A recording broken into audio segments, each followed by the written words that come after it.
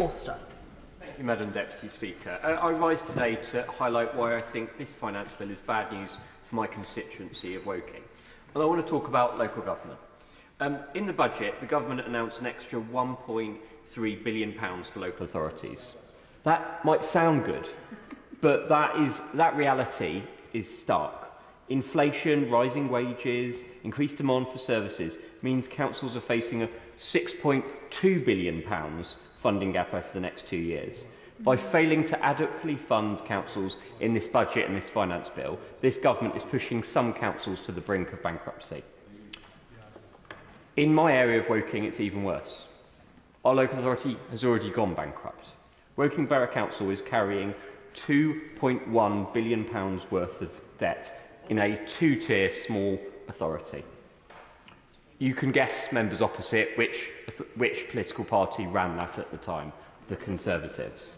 It's an eye-watering figure, £2.1 billion, that taxpayers should never be in a position to foot that bill. They're going to have to shoulder that.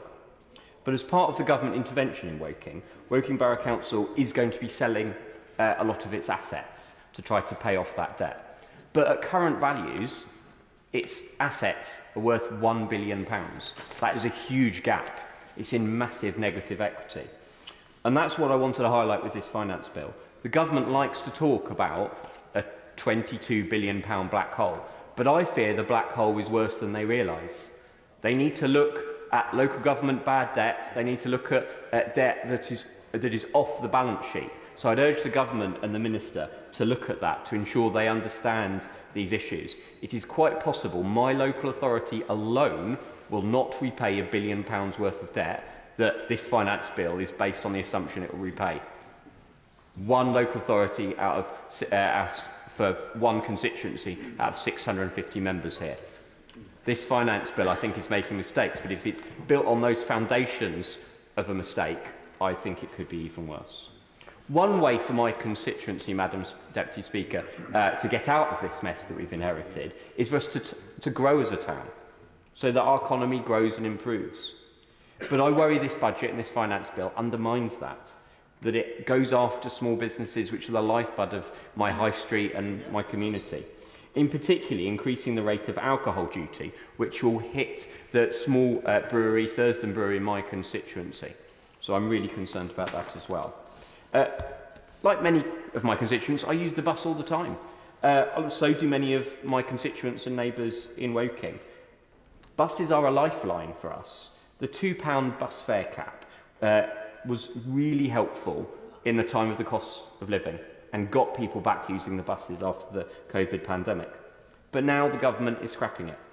A resident from Knapp Hill told me the rise is concerning.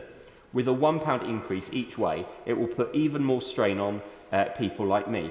That's an extra £500 a year for someone commuting by bus every day. That is a huge burden at the time when households and families in my constituency and other constituencies are struggling. Buses aren't just a convenience or a luxury. They're the backbone of local economies, connecting people to work, to school, to colleges, to shops and to healthcare. If this government is serious about economic growth, it should be investing in buses, not hitting passengers. That is effectively a bus tax.